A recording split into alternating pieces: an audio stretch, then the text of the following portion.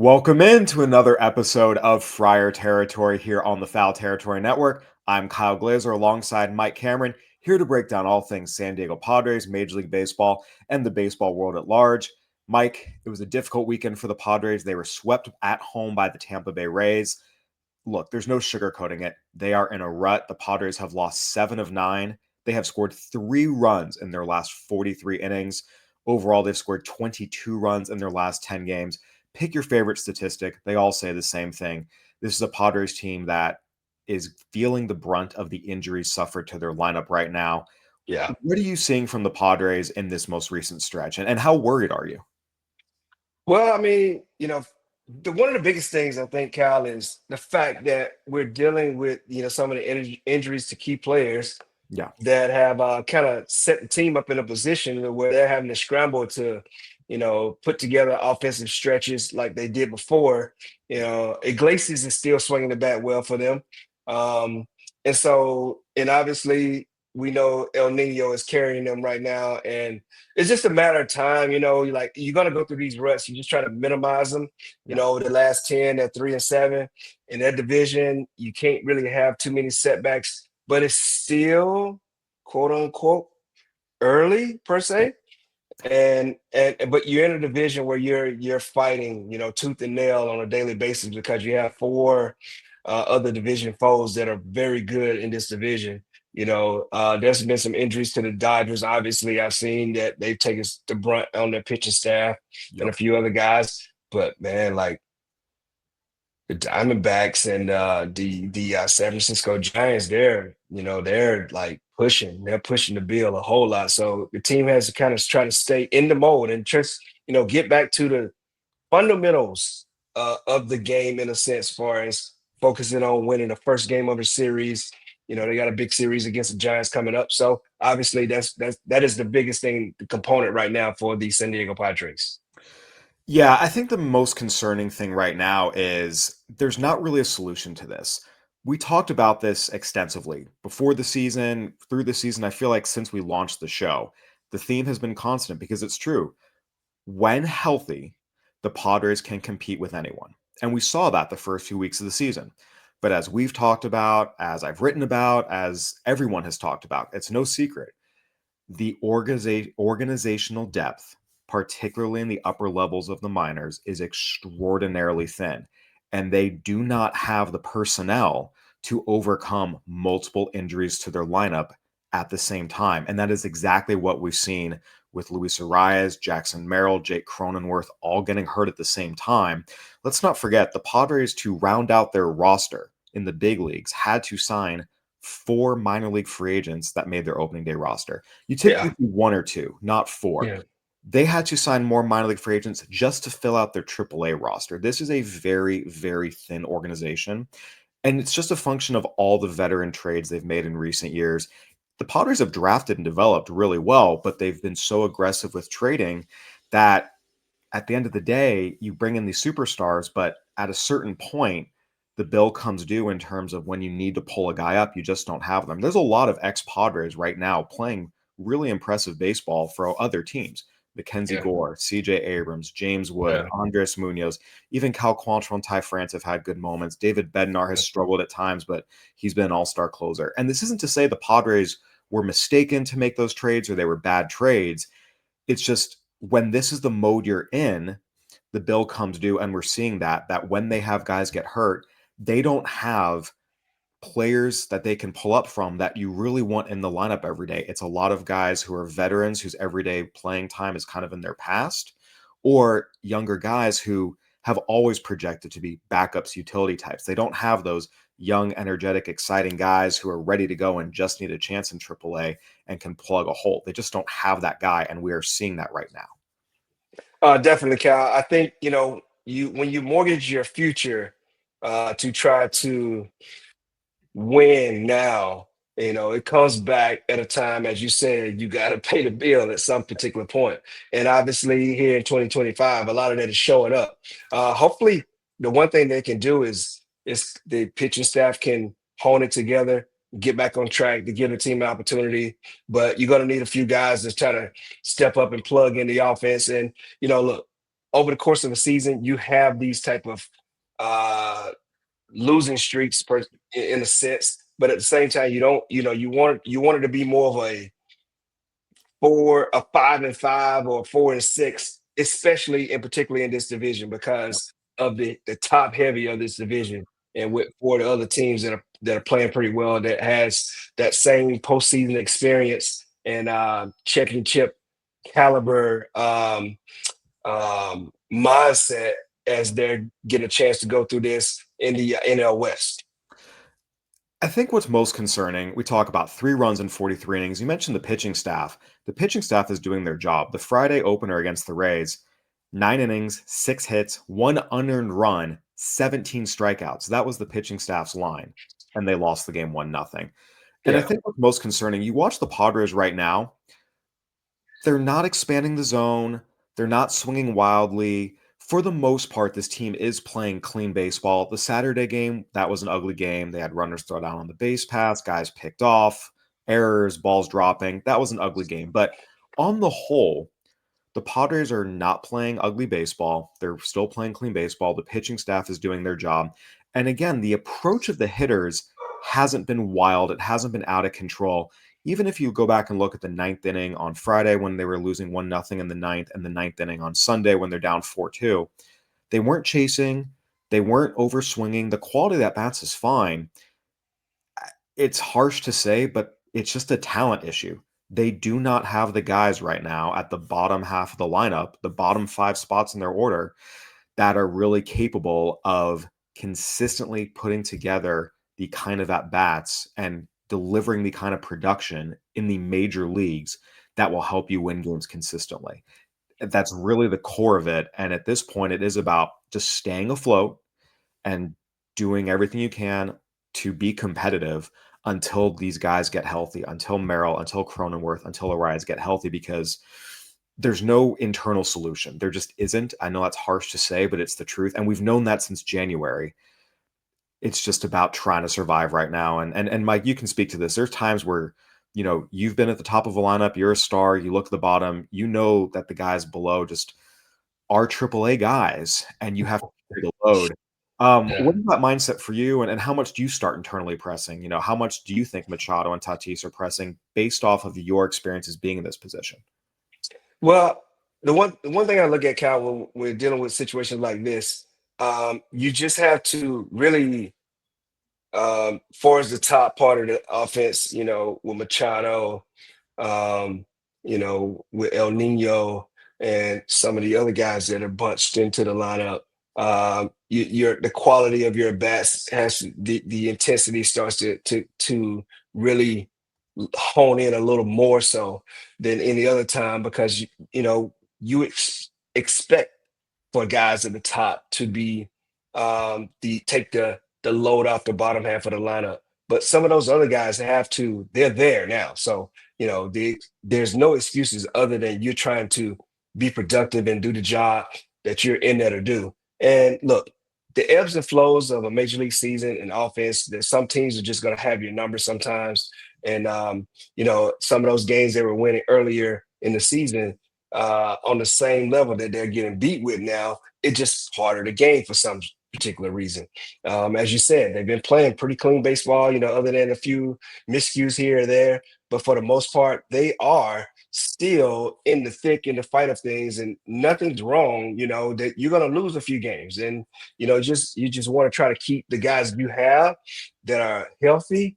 Look, we can't speak enough of what El Nino is doing, man. Tatis is doing on a daily basis to make sure he vaults his team in a position to win a game every night. And along with the help, with his supporting cast, I don't want to call him supporting cast, but speaking of Manny Machado's and some of the other guys, but right now he is the guy that's carrying a lot of the load right now to try to keep them in games. And pitching will always give you an opportunity, especially playing when you're at home playing in a Petco Park situation that you got to use every talent that you can to be able to drive runs across home plate to help you win ball games. And the pitching staff has done their job. Let's be clear about that. They deserve all the kudos in the world. I do think there are some promising signs, just in the sense that you're right. Fernando Tatis Jr. is still performing. Manny Machado is, slumping a little bit, but he's still Yeah. producing. And I think too, this is one of those stretches you talk about where when you're in it, it feels like you can't catch a break and nothing goes right. Manny Machado, we saw hit a ball on the screws to center field. Yeah. Chandler Simpson goes up and robs a home run. Even in the ninth inning of the finale, Oscar Gonzalez hit a hard line drive that looked like it was going to be a single into left. Junior Caminero comes out of nowhere, makes a leaping catch at third base. So it's like even when you are making hard, productive contact, you can't catch a break. And it starts, look, it's frustrating for everyone, the players, the coaches, the front office, everyone watching, that you can't, the production isn't there, and then even when you do something right, you still can't catch a break. Yeah. Hey, look, baseball, man. Sometimes it's just baseball. It's crazy how it goes, the ebbs and flows of the game sometimes. But the Padres are still in a good position. Yeah, They just got to try to get back on track. I feel like the Chandler Simpson show showed up in San yeah, Diego, and he was doing it all on every facet. I mean, he was getting hits off the closer. I yeah. mean, he was doing everything. He robbed Machado of a big home run that could have vaulted them in a position to win the ball game. But hey, it happens, man. And hopefully that some of the guys in the order can have some of these same productive moments as the the Rays came in and had some very productive moments to some guys that unexpectedly that are doing it. And so, hey, look, they're home. They're still home. They're going to be playing a really good team in San Francisco, who's right now at the top, by half a game lead. So, it's going to be a good series. And obviously, when you play good series, you got to try to play clean baseball. And every run in this moment right now counts a lot. When you're playing against another hot team coming in against as the San Francisco guys are. Absolutely. All right, Mike, we got a lot more to talk about. We're going to take a quick break, hear a word from our sponsors. We'll be right back. If you want a razor that looks good, makes you look good, gets the shave done, and doesn't cost much, Oh, is it nice? that's a hairy John, and you can smell it too. Smell that, John. Smell it. Oh wow, what is Aftershave? that? See, that's Harry's. That's the shave gel. You I'm telling you. Look, I mean, this. you look scary, man. It's the shot. Fresh. Now come in. Get this. I don't want to touch this head anymore. Oh my Look how god. soft it It is. That looks doesn't- like it is German soft. engineered blades made in It their is own soft. factory that stay sharp longer. I'm using the razor, and it does not. You can start to feel when Yeah, it gets dull. I mean, you guys only do like here and like up here. true. I'm doing acreage. Get the edge on your shave with Harry's. Normally their trial set is $10, but right now you can get it for just $6 at harrys.com/foul. That's our exclusive link, harrys.com/foul, for a $6 trial set. All right, welcome back into Friar Territory here on the Foul Territory Network. Mike, of course, all head. Harry's would work real wonders for you. I'm a Harry's candidate sometimes too. I love the smell of their lotion and some of their shave cream. So I use Harry's sometimes. Yeah. I like Harry's. I like Harry's too. I Yeah, go I up love there the in that razors. section. I love the razor. I'm one of those guys that if I don't use a high quality razor, my 5 o'clock shadow comes out with a vengeance. I grow facial hair real. Yeah, I don't have to worry about that. Look, I got little speckles here and whatever, a little speckled trout down here, but Yeah. I got to keep this thing clean, and Yes, that was good. I still got the hair on top of my head. I'm Yes, hoping to keep that as keep long as it, I've hit my keep 30s. it. It's starting to thin a little bit. I'm holding on as long as I can. All right, Mike. Oh Look, man, going back to the Padres, we've talked about all the concerns about this offense. As we mentioned, 3 runs in the last 43 innings, and it's a talent issue, and there's just no way around it, as harsh as it is to say. The good news is you have some guys on the mend. We saw Jackson Merrill and Luis Arias taking batting practice yesterday. We saw Jake Cronenworth and Luis Arias taking ground balls on Saturday. So these guys are getting back into it. They are taking part in baseball activities, of course, that lovely nebulous term. And one of the things I think that's important to note is as much as this stretch has been frustrating, again, you're averaging 2 runs a game over 10 games. You don't want to rush these guys back just to win a few extra games in April. It's more important to have them healthy for the entire rest of the season. in some ways, you just kind of have to grin and bear it. I mean, Mike, you've been in the locker rooms where, look, the players know the capabilities of their teammates. You've been in Definitely. situations where you know the guys you're going to battle with maybe aren't the highest caliber players, but you've just got to figure out and hold on.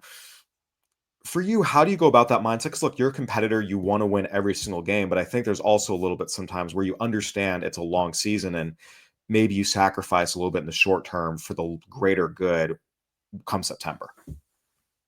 Well, Kyle, the one thing about the San Diego Padres is that they have a very veteran-laced team. Yeah. So there's no need to panic right now, and understanding that you have some of your top players are out and they're going to be back for the long haul. We Yeah. just got to get them back where they're healthy and can contribute Yeah. over the course of these next probably 3 months, where you make your hay when you're playing against some of these top teams. May we look at Memorial Day is one of the quarter pole, Yeah. and then we look into the middle of June, and then like you start to get around that trade deadline situation.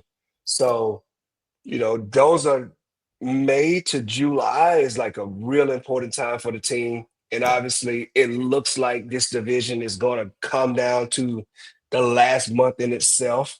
Yep. And it's going to be really, really important for the team to have, their big guys back so they can go into battle with these other teams, fully constructed as a roster to be able Yep. to do the things they're capable of doing.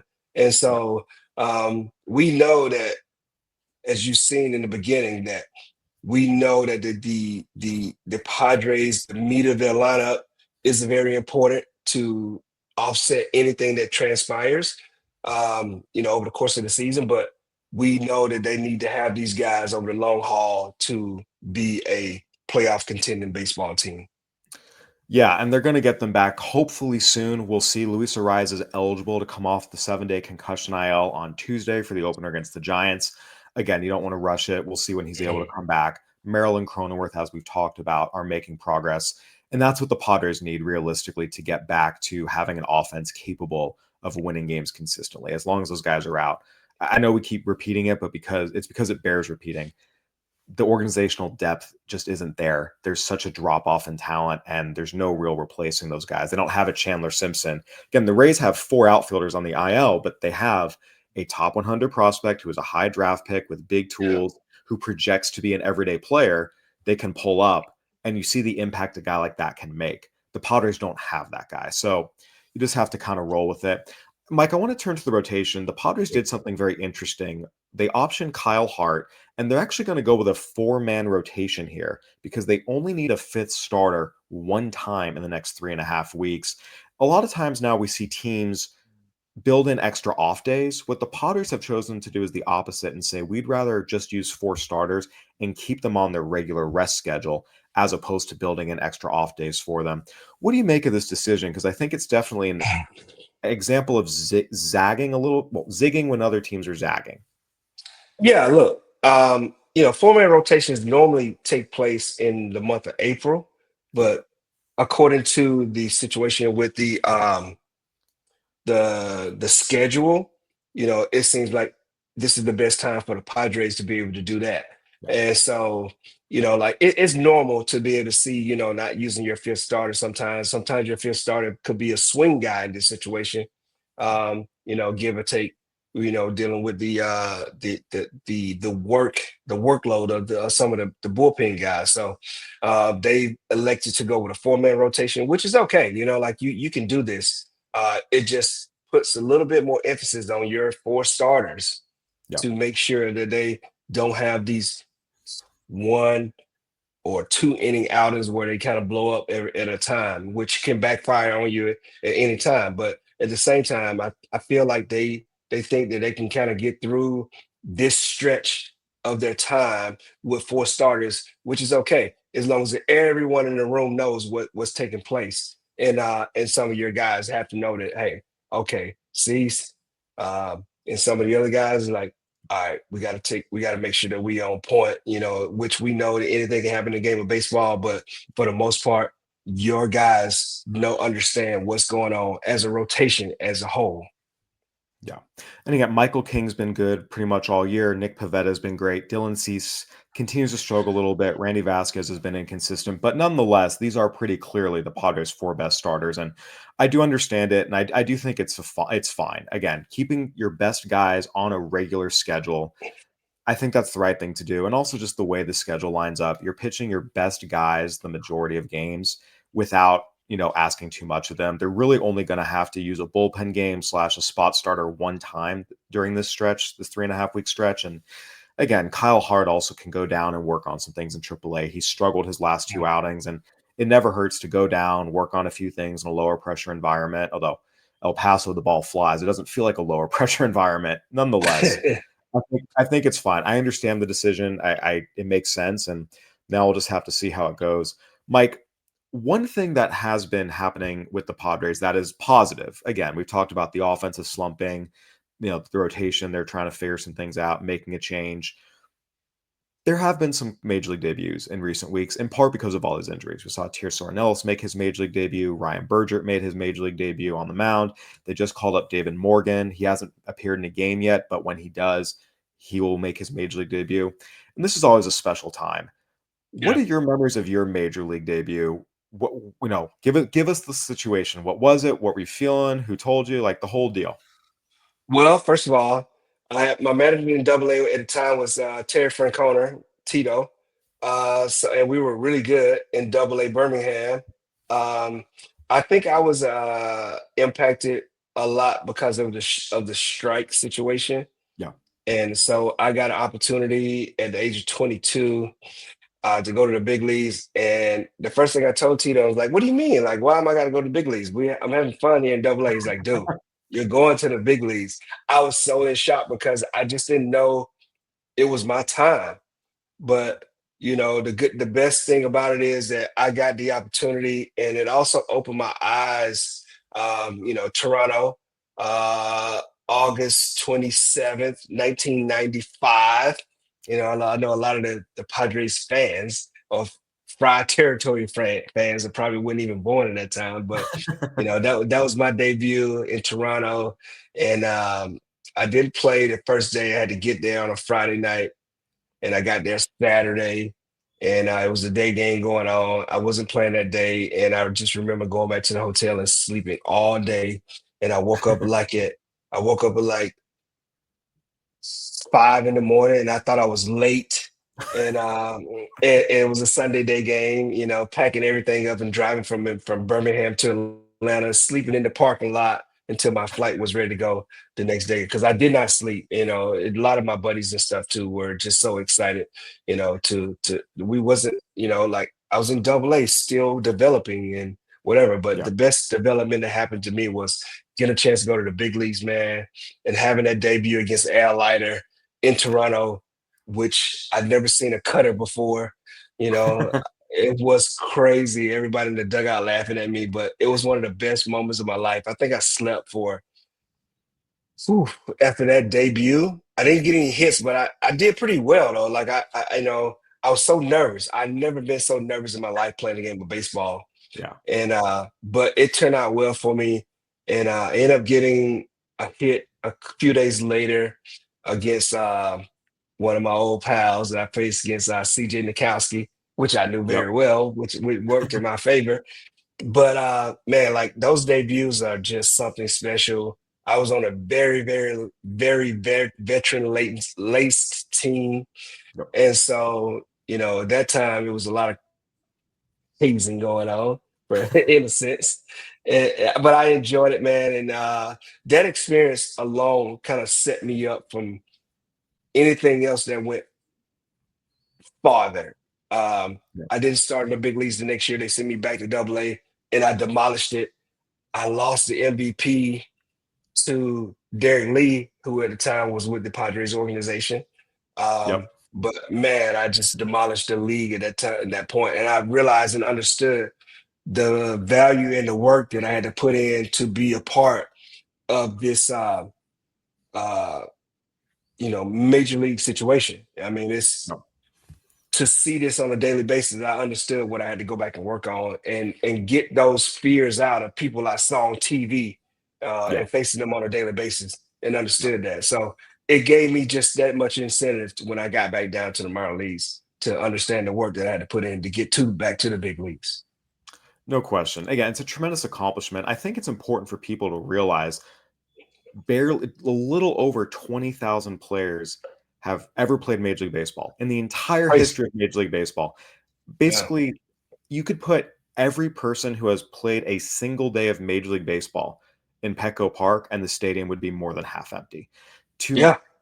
reach the major leagues for even one day takes such Yeah. an unfathomable amount of talent and drive and work ethic. I think most people can't even really understand it. And that's why for me, and that's just the guys who make it for a day, let alone to stay in the big Yeah. league.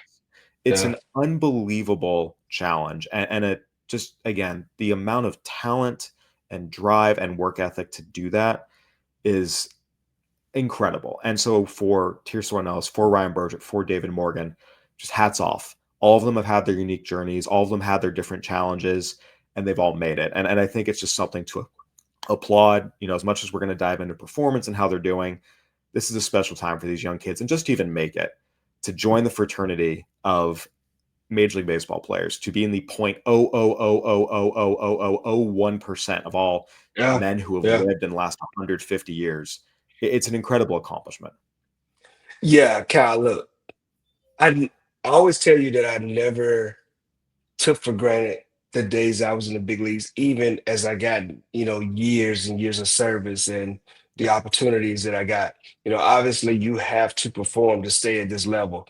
I feel like it's changed a lot, Yeah. in a sense where I got a chance to, hey, at 24, go play. We're gonna see if you can play in this game here or not. And Yeah. then the next year, and I have a pretty good year, get a chance to play every day. And then the next year I come back and I fell flat on my face, trying to live up to the expectations. But Yeah. the one thing I'm grateful for is that it sent me back to the minor leagues because it's like, okay, what is he going to do? Go back and hit well in AAA and still have these questions in his mind? Yeah. They probably could have sent me back, and when I struggled during my second year, but they kept me in the whole year, which was absolutely miserable as a player because you know that you can play this game, and it just wasn't happening for me. I mean, I was doing things that I just wasn't customary normally to do, but at the Yeah. same time, it was teaching moments in those times that I was missing it.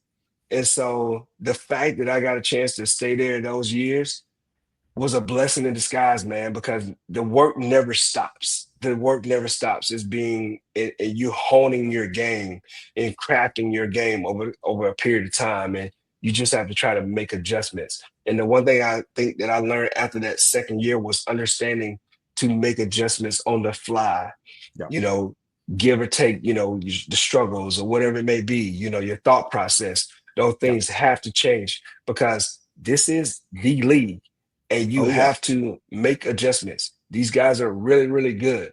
They're on the same trajectory of path that you are as Yep. far as trying to feed their families and be productive as a major league player. So Yeah. the stress levels never leave, but Yeah. the enjoyment of being in the opportunity and given the opportunity, there's nothing like it, bro. There's nothing like it. I can only imagine. By the way, not to make you feel too old, but I was 6 years old when you made your major league debut. So there you go. It's all good. Hey, you're aging well, my man. You could Oh, pass for your 30s still. So you're good. oh You're good. man, thank you for that part of it. At least, oh All my right, Mike. goodness. So Hey, we're gonna introduce a new segment this week where we talk about something on a national scale. Just because, again, I was a national writer for 8 years. Really, well, at Baseball America for 8 years, I've been a national writer total for a decade. Mike, of course, has a breadth of experience, and there's just so much he can offer and so much we can talk about that's happening in the game of baseball beyond just what the Padres are doing. So we're introducing our inaugural segment of the national scene with Mike Cameron. Each week, we're going to have a discussion about something that's happening nationally in Major League Baseball. Mike, we're going to kick it off this week with a topic that unfortunately is less than pleasant, and that is inappropriate fan behavior, because we saw a lot of it this yeah, past week. First, it was in Anaheim. Tommy Pham went into the left field corner to field a ground ball. Pham put his hands on him. Tommy Pham reacted in a way with a certain gesture that got him suspended for a day. And Yeah. then yesterday in Cleveland, a fan yelled at Jarren Duran, making comments about how he should have killed himself after Duran admitted during the Netflix documentary that he dealt with suicidal thoughts and a suicide attempt, which is obviously very, very serious and very, very scary.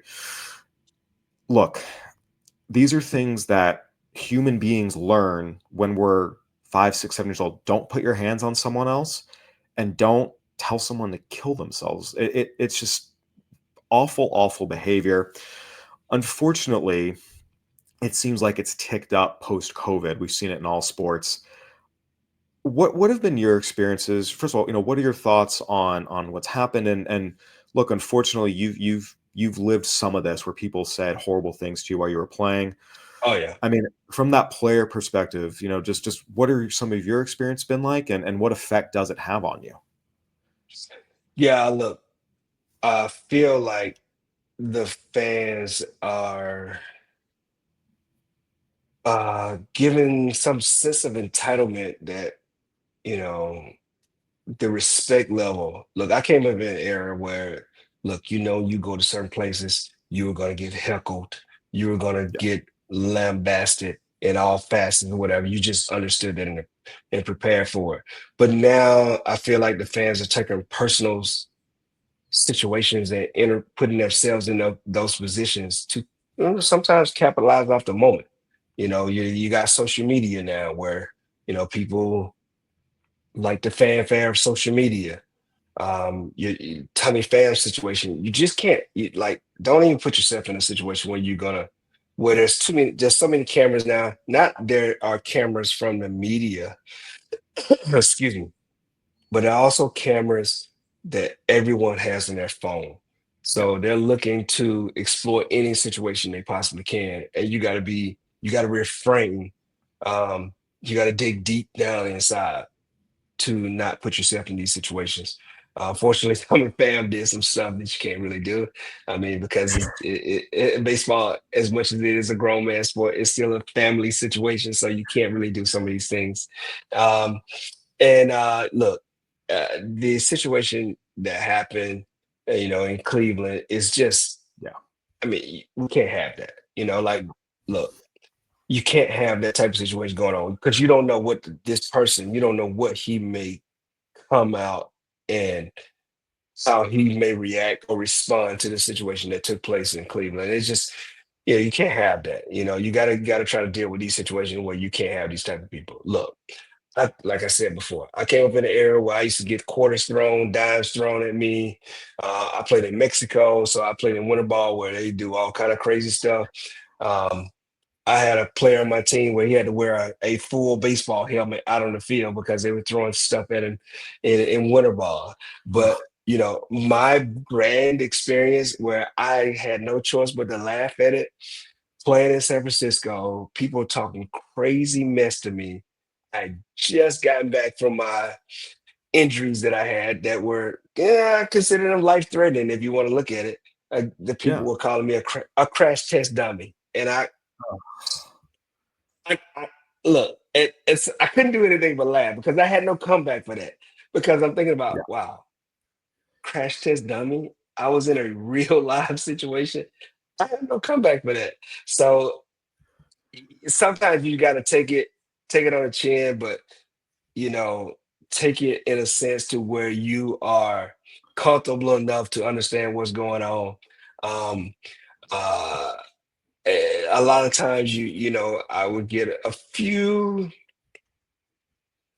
very calmly racial taunts or whatever, but that was the one thing I couldn't do. You could talk about everything else. I mean, yeah, I've sucked my whole career when I was playing, which I had no problem with. Yeah, look, you want to tell me I suck? All right, cool. Like I'm doing this. What I would do is I would most of the time enjoy the banter. I would go back and forth to them, but man, if I was playing well and I was hot, boy, I'm talking cash miss back to him. But yeah, and that just to entertain the people in itself. But from time to time, I will pull people out of the stands and bring them down to play catch during BP. yeah. Uh, I would Oh, bring yeah. them around and just to see, you know, like how you going to respond. You're on the field now with Major League Baseball players. How are you going to react to this? Can you catch balls? Can you do these different things that you're talking that I cannot do?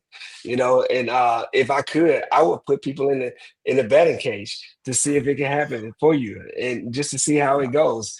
But those are some of the things that I did to try to, you know, dispute some of the activity that goes on the stands. It could be very difficult to play now because there's Yeah. betting involved and it's very Yes. tough for those guys to be able to deal with.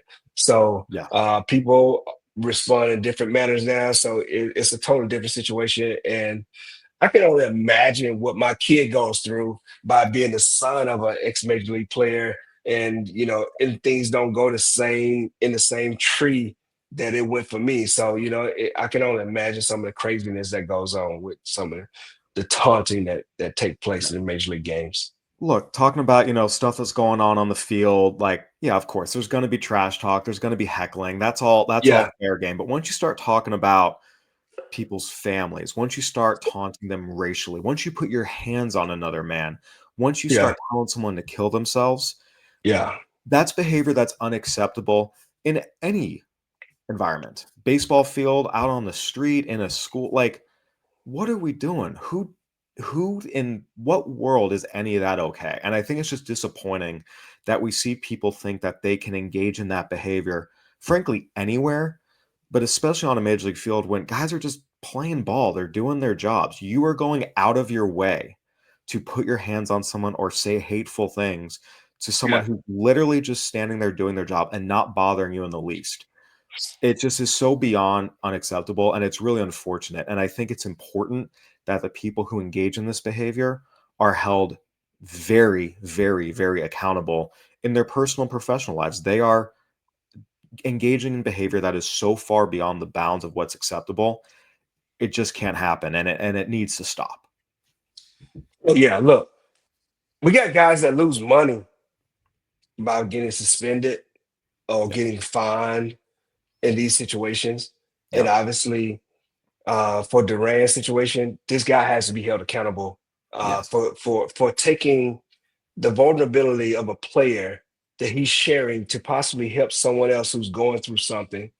And a fan takes that and revs it up as a taunt Weaponizes when it.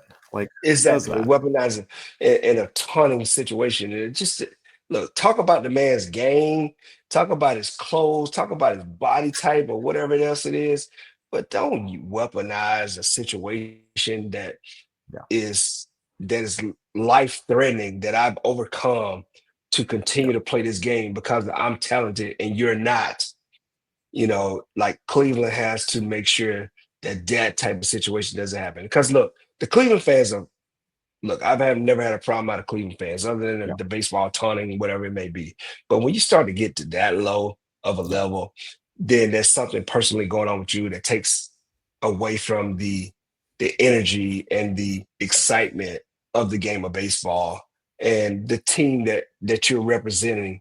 You don't want to have this kind of stuff going on, man. And we know it goes on a lot, basketball, sometimes football. Football players don't hear it as much as the basketball players in baseball because I feel like they're much more closer to the arena of what their teams are playing at. So Yeah. it happens a lot more in those situations. So and there's a lot more time in baseball, like in between pitches and everything. There's a lot of standing around. So you hear a lot more things than you do on these than any other sports that participating in. No question. And again, I will give the other Cleveland fans credit. They immediately pointed him out, Oh immediately, yeah. brought security and got in his face. So the vast majority of the fans in the stands did the right thing. And we don't want to let one idiot become the symbol of an entire fan base because by and No, large, the Cleveland fan base did the right thing. But it's an unfortunate situation. And hopefully we see the end of this. Again, putting your hands on people, saying things about people killing themselves. It's just unacceptable in any walk of life. And I hope it ends. All right, Mike, we talked about a whole lot today. We talked about the Padres offense, how they're struggling, how they've got to, just wait for their guys to get back. We've talked about the pitching situation. We've talked about major debuts. We've talked about what's going on in the fans. Any final thoughts here before we wrap up? I mean, other than look, I think this baseball season is going to be very special in a couple of divisions. Obviously, we brought it up earlier, but we didn't really talk about it a whole lot. Judge is having another fantastic season. Oh, yeah. I mean, like this guy's having one of those Barry Bonds, Ruthian, Hank Aaron type of seasons that we don't really see a whole lot. And then, some people will go as far as say, well, he's having a better season than what Ruth had or Hank Aaron or Barry Bonds has had because it's, what is it called? Weighted runs Oh, yeah. Some of the created. more, So yeah. some of the in-depth things or whatever it may be. But look, I mean, like I do think that we're seeing a lot of young players that are being vaulted into the major leagues that are holding their own and having some great seasons or whatever. Look, I just think that this season is very special in a sense because there's so many teams that are vying for position to compete for a championship late in the year. And the Dodgers that kind of fell back into the pack, which they are really talented, but because of injuries and other sort of things that is making this season much more interesting, Yep. especially in the NL West. And I would say the AL West because the Sacramento Athletics They're hot. they're playing well. So there are a lot of good things that are going on. And I have to say I don't really talk about it a whole lot, but it's good to see my kid get a chance to get back into the big leagues after working hard and putting up some very productive numbers in AAA Nashville for the Milwaukee Brewers, and to be able to see him where you don't get a chance to see, you get a chance to see kids of ex-major league players play in the big leagues, but they don't really get a chance to play for a team that you play for. So Same that's a for very, Milwaukee now. very, Yep. very like. So I can only imagine the memories that is formulated in his mind to be able to see this transpire. Now I'm like, man, I'm here in the same locker room that I ran around in, still in bats and batting gloves, and now I'm actually having to get a chance to play at this level. So kudos to my kid. Yep. Happy for him, and I'm excited to see what takes place now as we go from here, as we enter May and it started to warm up Yep. and it gets to that quarter pole in Memorial Weekend and where teams stack up at. Yep, we are exactly 1 month into the Major League season, or 1 month and a day, I should say, and there's a lot more great baseball to come. The Padres open up a 2-game homestand against the Giants, 2-game home series against the Giants, I should say, on Tuesday, facing Logan Webb, not the guy you want to face when your offense is struggling, but we'll see. We'll see if they can get it back on track. Mike, it's been a pleasure as always. We appreciate your expertise and insight. Thanks a lot, Kyle. Always good to be on All foul right, everyone. territory, Friar Absolutely. territory.